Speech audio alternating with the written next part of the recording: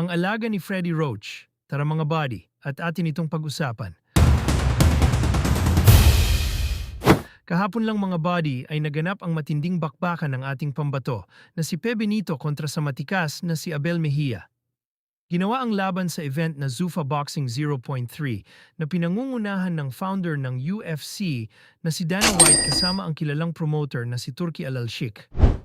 Grabe nga ang pinakita ng alaga ni Freddie Roach na si Pe Benito dahil tinalo nito ang kapwa undefeated na si Abel Mejia sa pamamagitan ng technical knockout sa round 3 sa lightweight division nga po. Sila naglaban 2 beses nga po, pinabagsak ng alaga ni Roach ang kalaban.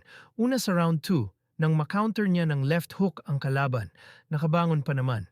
Pero pagdating ng round 3, ay dito na tinapos ng ating pambato na si Pe Benito, kaya nakuha ng ating pambato ang panalo sa pamamagitan ng technical knockout sa ikatlong round.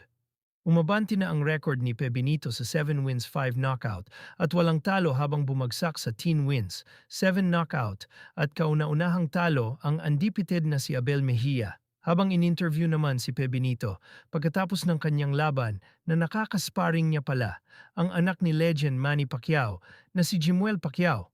Hindi niya pa daw na-meet si Pacquiao pero sana daw ma-meet niya ito.